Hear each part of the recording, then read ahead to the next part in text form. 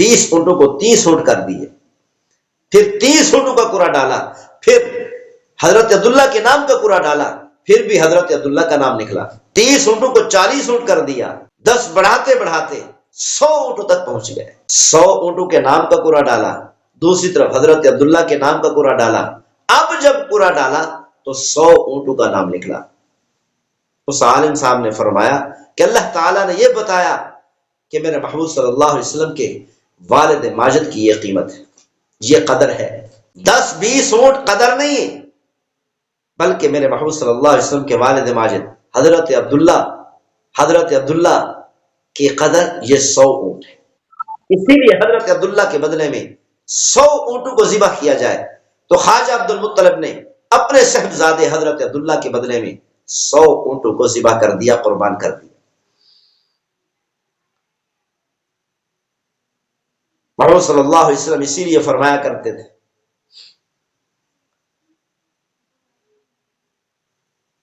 کہ میرے جد امجد حضرت اسماعیل علیہ السلام کو حضرت ابراہیم علیہ السلام ذبح کرنے لگے، اللہ تعالیٰ نے جنت سے دمبا بھیج کر میرے جد امجد کو بچا دیا تھا۔ پھر میرے والد ماجد حضرت عبداللہ کو ذبح کرنے لگے تھے، اللہ تعالیٰ نے 100 اونٹ دے کر میرے والد محترم حضرت عبداللہ کو بچا دیا۔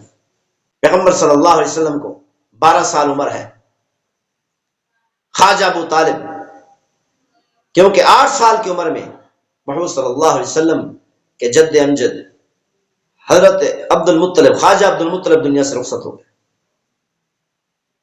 پیغمبر صلی اللہ علیہ وسلم ابھی تک پیدا نہیں ہوئے، والد ماجد کا سایہ سر سے اٹھ گیا۔ پیغمبر صلی اللہ علیہ وسلم کی عمر مبارک 4 سال کی ہوئی، والدہ ماجدہ بھی دنیا سے رخصت ہو گئی۔ پیغمبر صلی اللہ علیہ وسلم کی عمر مبارک 8 سال کی ہوئی، جد امجد خواجہ عبد المطلب بھی دنیا سے چلے گئے۔ تو اللہ تعالیٰ نے دنیا والوں کو بتا دیا، دنیا والوں میرے محبوب صلی اللہ علیہ وسلم کو دنیا میں کسی کی ضرورت نہیں ہے تربیت کے لیے، سہارا کے لیے، بلکہ میں نے تو اپنے محبوب صلی اللہ علیہ وسلم کو ساری دنیا کے لیے سہارا بنا دیا۔ میں نے اپنے محبوب صلی اللہ علیہ وسلم کو ساری دنیا کے لیے آسرا بنا دیا۔ اسی لیے میرے محبوب صلی اللہ علیہ وسلم کو دنیا کے کسی فرد کی ضرورت نہیں ہے، حتیٰ کہ والدین کی بھی ضرورت ہے۔ تو اللہ تعالیٰ نے فرمایا میں اپنے محبوب کی تربیت خود آپ کروں۔ یہی وجہ ہے ایک مرتبہ مکہ مکرمہ میں میلہ لگا، میلہ کے اندر شرک والی رسومات ہونی تھی۔ پیغمبر صلی اللہ علیہ وسلم نے اپنے دوست سے فرمایا آج ہم اس میلے میں چلتے ہیں۔ روانہ ہوئے، راستے میں تھک گئے، تھکاوٹ کی وجہ سے بیٹھ گئے۔ اللہ تعالیٰ نے محمد صلی اللہ علیہ وسلم پر نیند کو ایسا مسلط فرمایا کہ وہ دن پورا گزر گیا، رات گزر گئی، دوسرے دن محمد صلی اللہ علیہ وسلم کو جاگ۔ اللہ تعالیٰ نے اپنے محمد صلی اللہ علیہ وسلم پر نیند کو مسلط کر کے اس میلے کے اندر شرک والی اور بدعت والی رسومات سے بچا لی کہ محمد صلی اللہ علیہ وسلم کے شایان شان نہیں کہ پیغمبر صلی اللہ علیہ وسلم شرک والی رسومات کے اندر شریک ہو، کہ پیغمبر صلی اللہ علیہ وسلم شرک والی رسومات کے اندر شرکت کریں، اللہ کو برداشت نہ ہوا۔ اسی لیے اللہ تعالیٰ نے اپنے محمد صلی اللہ علیہ وسلم پر نیند کو مسلط کر دیا۔ ابھی بچے لیکن اللہ تعالیٰ اپنے محمد صلی اللہ علیہ وسلم کی تربیت فرما رہا ہے۔ اسی لیے اللہ نے فرمایا کہ میں اپنے محبوب کی خود رب العالمین تربیت کروں گا، اپنے نبی کی تربیت خود آپ کروں گا۔ دنیا کے کسی فرد کی ضرورت نہیں ہے میرے محبوب صلی اللہ علیہ وسلم کو تربیت کرنے کی۔ خواجہ ابو طالب محمد صلی اللہ علیہ وسلم کو اپنے ساتھ لے کر شام کے سفر پر روانہ ہوئے۔ سفر کرتے ہوئے جا رہے، تجارت کی غرض سے جا رہے۔ پیغمبر صلی اللہ علیہ وسلم کی عمر مبارک 12 سال ہے۔ راستے میں ایک جگہ پر پڑاؤ کیا کہ قریبی ایک بہت بڑے عالم راہب کا خیمہ ہے۔ اس راہب نے محمد صلی اللہ علیہ وسلم کو دیکھا، اور پیغمبر صلی اللہ علیہ وسلم کے سر مبارک پر کیا دیکھتے ہیں کہ بادل ہے جو محمود صلی اللہ علیہ وسلم کے ساتھ ساتھ چل رہا ہے۔ پیغمبر صلی اللہ علیہ وسلم چل رہے اور بادل بھی سایہ کرتے ہوئے محمود صلی اللہ علیہ وسلم کے سر مبارک پر سایہ کرتے ہوئے ساتھ ساتھ چل رہا ہے۔ تو وہ عالم و راہب پہچان گیا، تو اس نے کتابوں میں دیکھا، پیغمبر صلی اللہ علیہ وسلم کی ساری نشانیاں دیکھی تو پہچان کیا، فوراً قافلہ والوں کے پاس آیا۔ اس عالم نے، راہب نے آ کر کہا، میں تم سب قافلہ والوں کی دعوت کرتا ہوں۔ وہ راہب، وہ عالم سب کی دعوت کر کے گیا کہ فلاں وقت میں سارے میرے دسترخوان پر تشریف لائیں۔ جب دعوت کا وقت ہوا، قافلہ والے سارے دسترخوان پر پہنچ گئے، لیکن محمود صلی اللہ علیہ وسلم ایک درخت کے نیچے آرام فرما رہے تھے۔ قافلہ والوں نے ان کو نہیں بلایا، چھوٹا بچہ ہے، دعوت پر جا کر کیا کرے گا؟ راہب نے، عالم نے اس کو تھوڑی بلایا دعوت کے لیے، نہیں بلایا، پیغمبر صلی اللہ علیہ وسلم کو ساتھ نہیں لیا اور دعوت پر چلے گئے۔ راہب نے پوچھا، کیا تمہارے قافلہ والے سارے لوگ پہنچ گئے دعوت پر؟ تو کہنے لگے، جی ہاں، سب لوگ پہنچ گئے۔ تو اس عالم نے کہا، راہب نے کہا، وہ بچہ کہاں ہے؟ تو قافلہ والوں نے کہا، کیا حرج ہے اگر چھوٹا بچہ، چھوٹی عمر کا بچہ آپ کے دسترخوان پر نہیں آیا؟ سارے قافلہ والے تو آپ کے دسترخوان پر موجود ہیں، تو آپ کو پریشان ہونے کی ضرورت نہیں ہے۔ اس بحیرہ راہب نے، عالم نے کہا، میں نے تم سب قافلہ والوں کی دعوت اسی بچے کی وجہ سے کی، اگر وہ بچہ میرے دسترخوان پر نہیں آیا تو میرے دعوت کرنے کا مقصد پورا نہیں ہوا۔ جاؤ پہلے اس بچے کو بلا کر لاؤ۔ قافلہ والوں میں سے ایک گیا، جا کر محمود صلی اللہ علیہ وسلم کو اپنے ساتھ لیا، دسترخوان پر پہنچ گئے۔ کھانے کے بعد اس بحیرہ راہب نے، عالم نے خواجہ ابو طالب سے پوچھا، یہ کس کا بیٹا؟ خواجہ ابو طالب نے فرمایا، یہ میرا بیٹا، یہ میرا بچہ ہے۔ اس عالم نے کہا، یہ آپ کا بچہ نہیں ہو سکتا، یہ آپ کا بیٹا نہیں ہو سکتا۔ کیوں؟ اس لیے کہ آسمانی کتابوں میں میں نے پڑھا ہے کہ اس بچے کے پیدا ہونے سے پہلے اس کا والد دنیا سے رخصت ہو جائے گا۔ اس بچے کا والد دنیا میں آنے سے پہلے، اس بچے کے پیدا ہونے سے پہلے دنیا سے رخصت ہو چکا ہے۔ خواجہ ابو طالب نے فرمایا، جی ہاں، واقعی ایسا ہی ہے، میرا بھائی حضرت عبداللہ کا بیٹا ہے یہ، تو اس کے پیدا ہونے سے پہلے ہی میرے بھائی حضرت عبداللہ دنیا سے رخصت ہو چکے، دنیا سے چلے گئے۔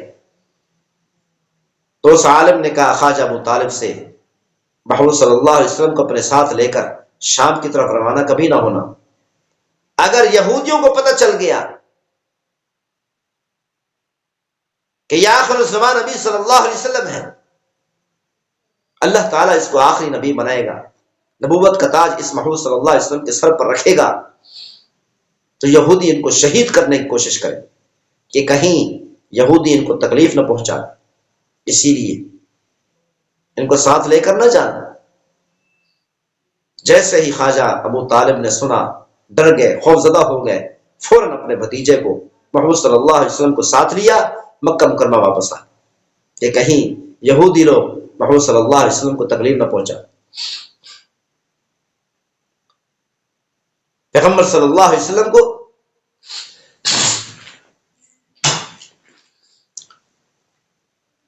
وقت کے علماء بھی جانتے تھے کہ یہ آخر الزمان نبی صلی اللہ علیہ وسلم۔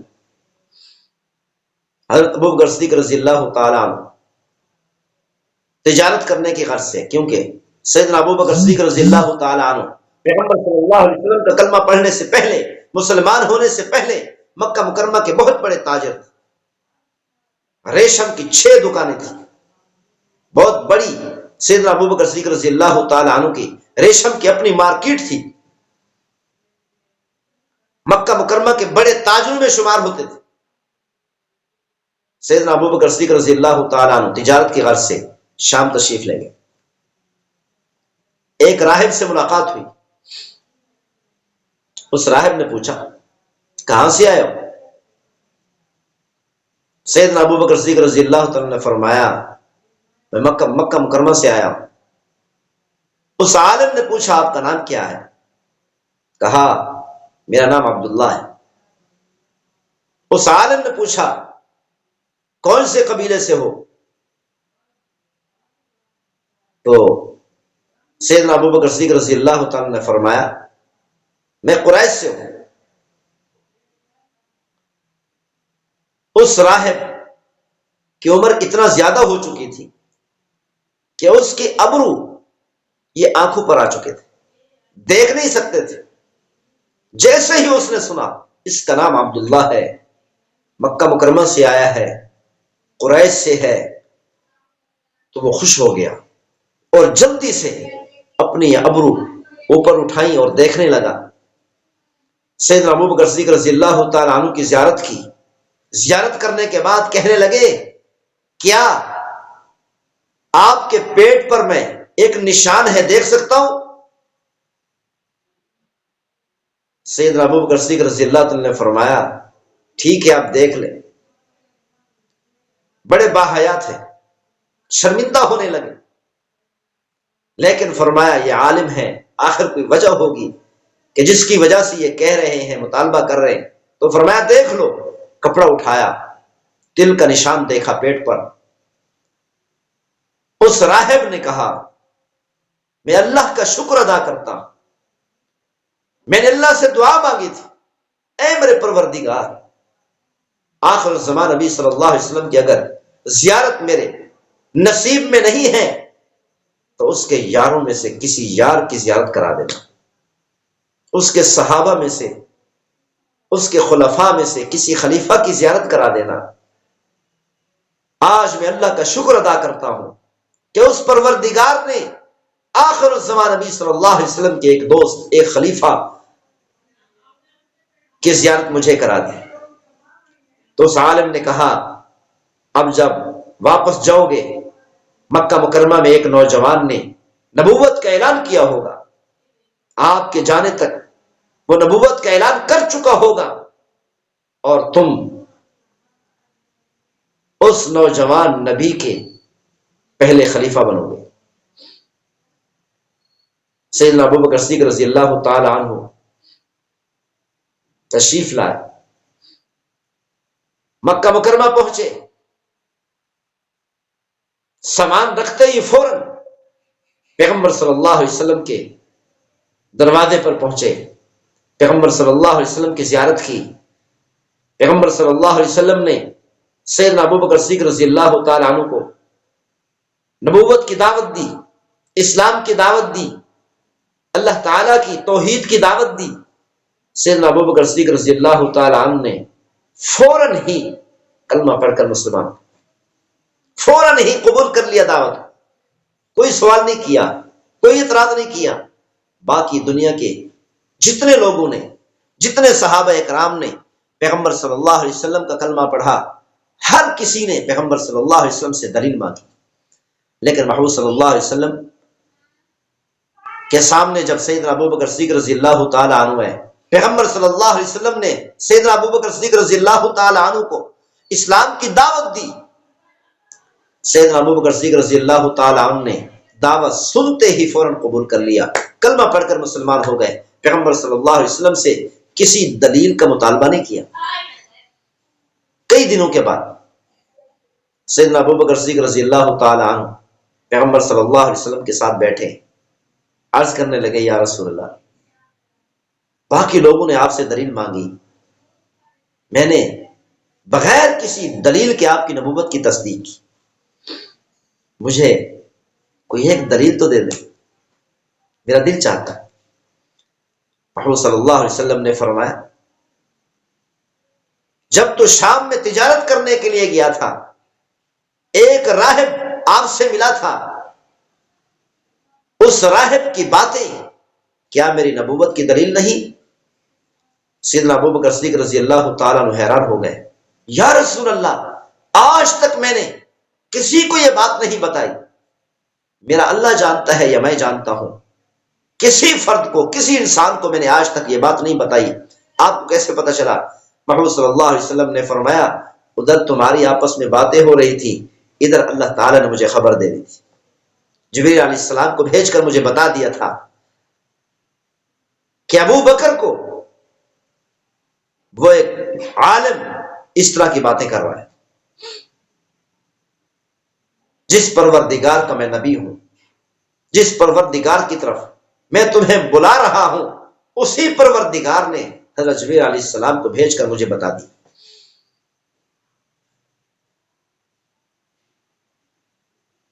سیدنا ابو بکر صدیق رضی اللہ تعالی عنہ پیغمبر صلی اللہ علیہ وسلم سے بے پناہ محبت کرتے،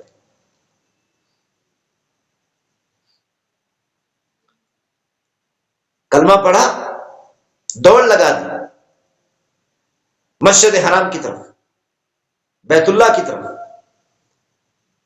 کہ قریش کے لوگوں کی عادت تھی، خاص طور پر قریش کے بڑے بڑے سردار وہیں پر اپنے مجلسیں قائم کیا کرتے تھے، اپنی محفلیں لگایا کرتے تھے مسجد حرام میں، بیت اللہ کے سامنے۔ سیدنا ابو بکر صدیق رضی اللہ تعالی عنہ نے دوڑ لگا دی۔ پیغمبر صلی اللہ علیہ وسلم نے فرمایا ابو بکر ابھی کلمے کی دعوت علن اعلان کسی کو نہیں دینی کہ کہیں یہ کافر آپ کو تکلیف نہ پہنچائے۔ سیدنا ابو بکر صدیق رضی اللہ تعالی عنہ نے یا رسول اللہ کلمہ اس لیے نہیں پڑھا کہ خاموشی سے گھر میں بیٹھ جاؤں، میں ابھی جا کر اعلان کروں گا۔ سیدنا ابو بکر صدیق رضی اللہ تعالی عنہ مسجد حرام میں پہنچے، بیت اللہ کے سامنے کافروں کی مجلسیں لگی تھی، کافروں کی محفلیں لگی تھی، وہیں پر آ کر اعلان کرنے لگے قولوا لا الہ الا اللہ تفلحون، لا الہ الا اللہ پڑھ لو کامیاب ہو جاؤ۔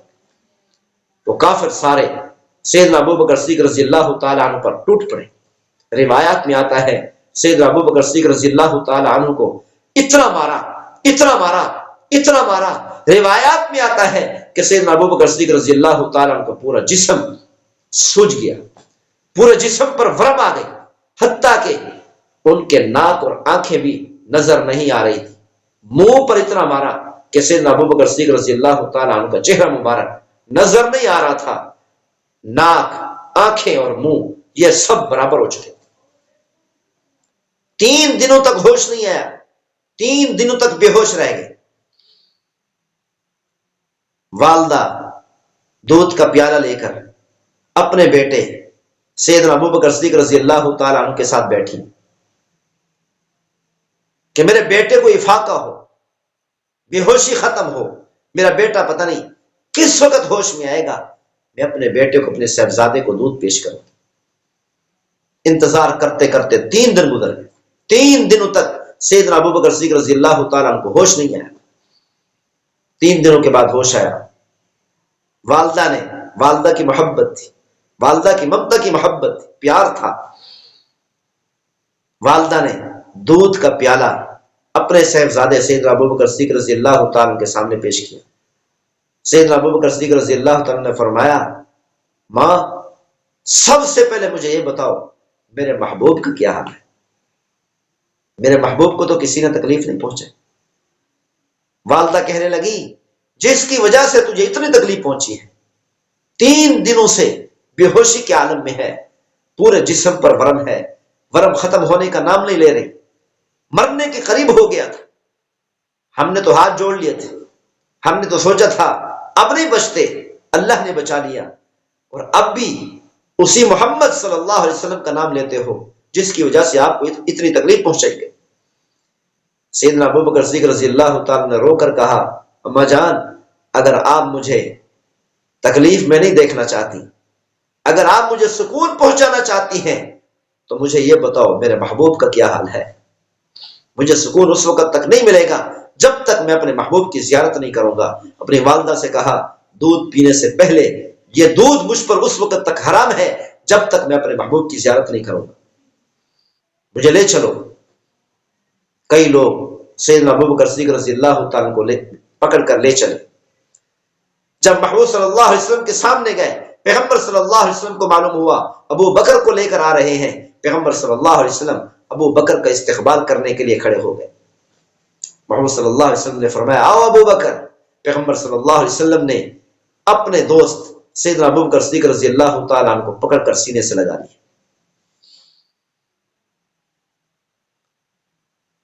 سیدنا ابو بکر صدیق رضی اللہ تعالی عنہ نے اپنی ساری جائیداد، ساری دولت، سارا پیسہ پیغمبر صلی اللہ علیہ وسلم پر لوٹا دیا، محبوب پر لوٹا دیا۔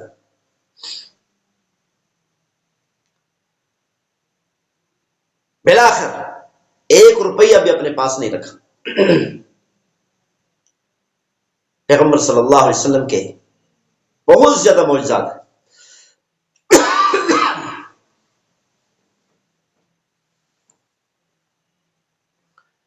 پیغمبر صلی اللہ علیہ وسلم کے بہت زیادہ معجزات ہیں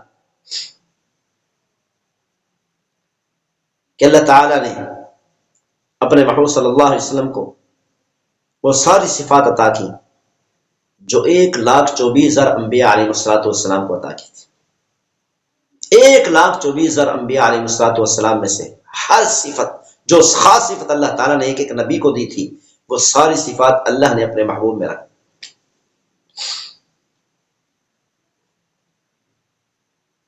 ایک مرتبہ پیغمبر صلی اللہ علیہ وسلم تشریف لے جا رہے ہیں، سیدنا ابو ہریرہ رضی اللہ تعالیٰ عنہ بیٹھے ہیں۔ پیغمبر صلی اللہ علیہ وسلم نے ابو ہریرہ کو دیکھا تو مسکرانے لگے، فرمایا ابو ہریرہ میرے ساتھ چلو۔ سیدنا ابو ہریرہ رضی اللہ تعالیٰ عنہ کو ساتھ لے لیا، گھر میں تشریف لے گئے، گھر والوں سے پوچھا کھانے کو کچھ ہے؟ گھر والوں نے بتایا گھر میں کچھ نہیں۔ محمد صلی اللہ علیہ وسلم مسجد میں تشریف لے آئے کہ اچانک کسی نے آ کر دودھ کا ایک پیالہ پیغمبر صلی اللہ علیہ وسلم کو ہدیہ کیا۔ محمد صلی اللہ علیہ وسلم نے فرمایا ابو ہریرہ جاؤ، صفہ میں جو طلباء بیٹھے ہیں، جو دور دراز علاقوں سے آئے ہیں علم حاصل کرنے کے لیے، ان کو بھی بلا کر لاؤ۔ حضرت ابو ہریرہ رضی اللہ تعالیٰ عنہ فرماتے ہیں میں ان کو بلانے کے لیے جا رہا ہوں اور دل میں سوچ رہا ہوں کہ وہ 70 کے قریب ہے، شاید 70 سے بھی زیادہ ہے۔ جب میں ان کو بلا کر لاؤں گا، پیغمبر صلی اللہ علیہ وسلم ارشاد فرمائیں گے ابو ہریرہ تو ہی تقسیم کر، اور تقسیم کرنے والا میں ہوں گا۔ دودھ کا پیالہ ایک ہے، 70-72 لوگ پینے والے ہیں، تقسیم کرنے والا میں ہوں گا، اور تقسیم کرنے والا تو آخر میں پیتا ہے، تو آخر میں میرے لیے کیا بچے گا؟ ایک پیالہ دودھ کا 70-72 لوگ پیئیں گے تو آخر میں کیا بچے گا میرے لیے؟ بھوک کی شدت ہے، بھوک اتنی لگی ہے کہ چلا نہیں جا رہا۔ ان 70 صحابہ کو سیدنا ابو بکر صدیق رضی اللہ تعالیٰ عنہ، سیدنا ابو ہریرہ رضی اللہ تعالیٰ عنہ 70 صحابہ کو بلا کر لیا۔ نبی کا حکم تھا، پیغمبر صلی اللہ علیہ وسلم کا فرمان تھا، عمل کرنا تھا۔ وہ 70 صحابہ لائن میں بیٹھ گئے، وہی ہوا جو سوچا تھا۔ محمد صلی اللہ علیہ وسلم نے فرمایا ابو ہریرہ یہ دودھ کا پیالہ لو، ان سب میں تقسیم کرو۔ سیدنا ابو ہریرہ رضی اللہ تعالیٰ عنہ نے جیسے ہی وہ دودھ کا پیالہ پکڑا، دل میں یقین آ گیا۔ محمد صلی اللہ علیہ وسلم نے پہلوان کو ہاتھ دیا، سلامی دی۔ جب دو پہلوان آپس میں لڑتے ہیں تو ایک دوسرے کو سلامی دے کر لڑائی شروع کرتے، سلامی دی۔ تو جیسے ہی اس نے لڑائی شروع کی، محمد صلی اللہ علیہ وسلم نے بڑے آرام سے اور آسانی سے، جیسے ایک چھوٹے بچے کو پکڑتے ہیں ایسے ہی پکڑا اور زمین پر لٹا دیا۔ اتنا بڑا پہلوان کہ جس کا مقابلے کا کوئی نہیں تھا پورے عرب کے اندر، یوں سمجھو پورے عرب کا سب سے بڑا پہلوان تھا، سب سے بڑا طاقتور انسان تھا۔ آج تک کسی نے اس کو زمین پر نہیں گرایا، اور محمد صلی اللہ علیہ وسلم نے کوئی کشتی نہیں کی، کوئی طاقت نہیں لگائی، کوئی بڑی کوشش نہیں کی کہ لڑتے لڑتے لڑتے آخر میں پکڑا ہو اور زمین پر لٹایا ہو۔ نہیں، محمد صلی اللہ علیہ وسلم نے تو بڑی آسانی سے، جیسے چھوٹے بچے کو پکڑتے ایسے ہی آرام سے پکڑا اور زمین پر لٹا دیا۔ اس کو تو اعتماد نہیں آ رہا تھا، اس کو تو یقین ہی، پہلوان کو یقین ہی نہیں آ رہا تھا کہ واقعتاً اس محمد صلی اللہ علیہ وسلم نے مجھے زمین پر لٹا دیا، زمین پر گرا دیا۔ پھر کھڑا ہو گیا، کہنے لگا لگتا ہے یہ اتفاق ہو گیا، مجھے پتہ نہیں چلا، میرا پاؤں پھسل گیا ہوگا، دوبارہ لڑتے ہیں۔ محمد صلی اللہ علیہ وسلم نے فرمایا ٹھیک ہے، دوبارہ لڑے، دوبارہ لڑائی شروع کی۔ جب دوبارہ لڑائی شروع کی تو محمد صلی اللہ علیہ وسلم نے ویسے ہی آرام سے پکڑا اور زمین پر لٹا دیا۔ پھر حیران، آنکھیں کھلی رکھی، آنکھیں بند نہیں ہو رہی پہلوان کی، پریشان ہو گیا، پھر جلدی سے کھڑا ہو گیا، پھر لڑتے، لگتا ہے کہ یہ کوئی اتفاق ہو گیا، لگتا ہے میرا پاؤں پھسل گیا، مجھے پتہ نہیں چلا۔ محمد صلی اللہ علیہ وسلم نے فرمایا آجا، پھر آجا۔ تیسری بار جب پھر لڑائی شروع کی، محمد صلی اللہ علیہ وسلم نے تیسری بار پھر پکڑا اور آرام سے زمین پر لٹا دیا۔ اب اس پہلوان کو یقین آیا کہ واقعتاً محمد صلی اللہ علیہ وسلم نے مجھے زمین پر لٹا دیا اور گرا دیا، اور فوراً اس نے کہا میں قسم اٹھا کر کہتا ہوں یہ کوئی عام انسان کی طاقت نہیں ہے، یہ نبی کی طاقت ہو سکتی، یہ پیغمبر کی طاقت ہو سکتی، واقعتاً آپ اللہ کے نبی اور رسول ہیں۔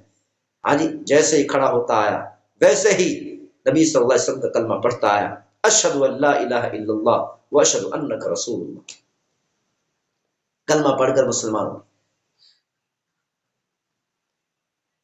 محمد صلی اللہ علیہ وسلم ایک بہت بڑے پہلوان کو زمین پر گرا دیا۔ کیوں؟ اللہ کے نبی ہیں، اللہ کے پیغمبر ہیں، اللہ کے رسول ہیں۔ اللہ تعالیٰ اپنے نبی کو، اپنے پیغمبر کو، اپنے رسول کو بہت بڑی طاقت عطا فرماتے۔ جنتی 1000 آدمیوں کی طاقت ہوتی، بعض روایات میں آتا ہے 100 آدمیوں کی طاقت ہوتی، اور ایک جنتی کے بعد جو طاقت ہوتی ہے وہ دنیا کے 1000 آدمیوں کے برابر ہے۔ تو اللہ تعالیٰ اپنے نبی کو اتنی بڑی قوت اور طاقت عطا فرماتے، یہ اللہ کی طرف سے دی ہوئی محمد صلی اللہ علیہ وسلم کو طاقت تھی کہ جس طاقت کے ذریعہ پیغمبر صلی اللہ علیہ وسلم نے ایک بہت بڑے طاقتور پہلوان کو کشتی کے اندر زمین پر لٹا دیا، چت لٹا دیا۔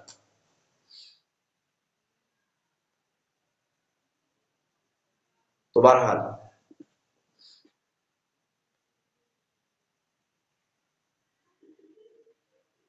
بات یہ کر رہے تھے کہ حضرت آمنہ کے شکم اطہر میں جب محمد صلی اللہ علیہ وسلم تشریف لائے کہ بڑے بڑے معجزات ظاہر ہوئے۔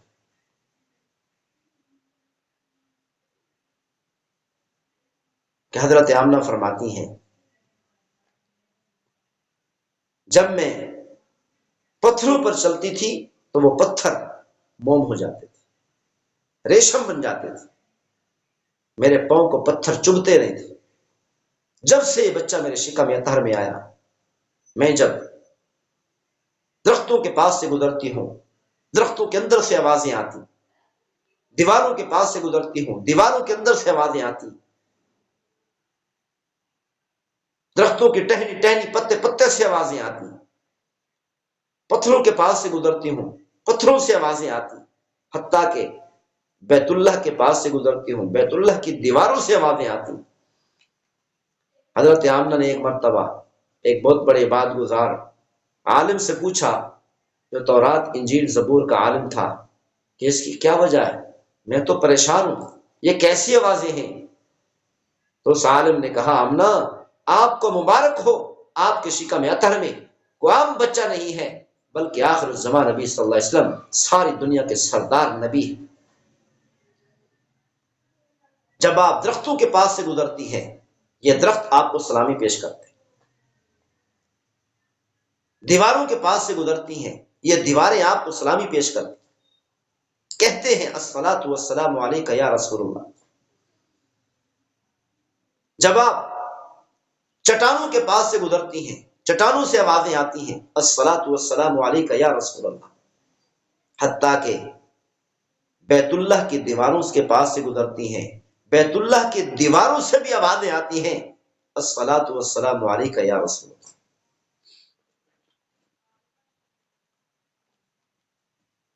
یہ پیغمبر صلی اللہ علیہ وسلم کے معجزات تھے۔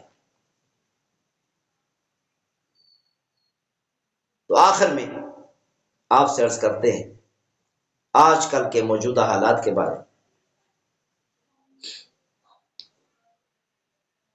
ایران اور امریکہ کی جو جنگ ہو رہی ہے، اس کی اصل حقیقت کیا ہے؟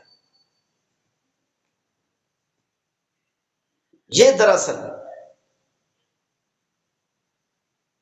عرب ممالک کے خلاف جنگ ہے۔ یہ حقیقت میں مسلمانوں کے خلاف جنگ ہے۔ یہ حقیقت میں پاکستان کے خلاف جنگ ہے۔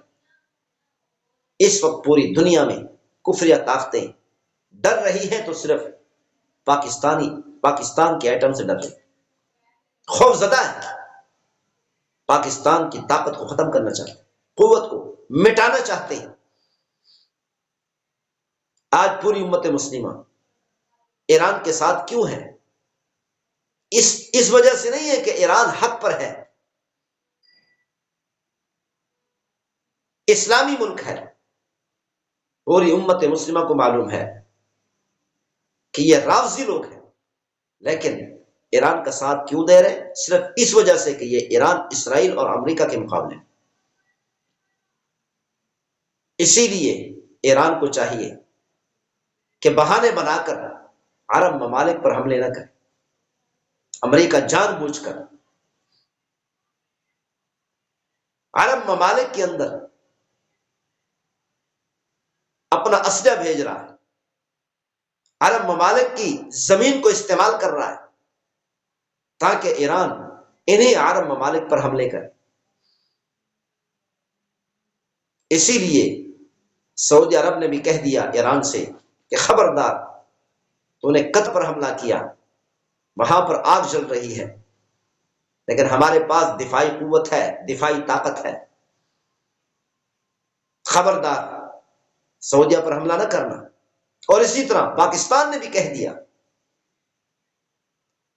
ایران کو کہ خبردار سعودیہ پر حملہ نہ کرنا، اگر تو نے سعودیہ پر حملہ کرنے کی کوشش کی تو پھر ہمیں بھی، پاکستان کو بھی جنگ میں کودنا پڑے، اس جنگ میں ایران کے خلاف آنا پڑے، ایران کے خلاف قدم اٹھانا پڑے۔ اسی لیے ایران کو چاہیے کہ عرب ممالک پر، خاص طور پر سعودی عرب پر حملہ نہ کرے۔ اب امریکہ عرب ممالک کی سرزمین میں کیوں ہے؟ اس وجہ سے نہیں ہے کہ عرب ممالک کی حفاظت کرنا چاہتا ہے، عرب ممالک کی سرزمین میں اس وجہ سے نہیں ہے کہ عرب ممالک کو نقصانات سے بچانا چاہتا ہے، دو فائدے حاصل کرنا چاہتا ہے۔ ایک تو ان کی دولت لینا چاہتا ہے، ان کی دولت پر قبضہ کرنا چاہتا ہے، ان کے پیٹرول پر قبضہ کرنا چاہتا ہے، اور دوسری وجہ یہ بھی ہے تاکہ ایران میرا بہانہ بنا کر عرب ممالک پر حملہ کرے،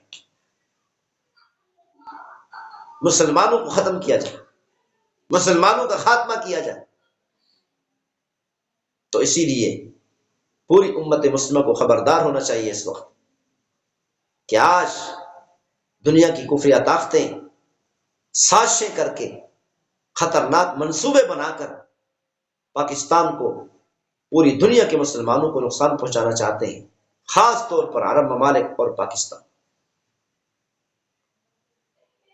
اور سب سے زیادہ کفریہ طاقتوں کو یہ پاکستان کھٹک رہا ہے۔ اللہ تعالیٰ پوری امت مسلمہ کی حفاظت فرمائے، خاص طور پر پاکستان ملک کی حفاظت فرمائے۔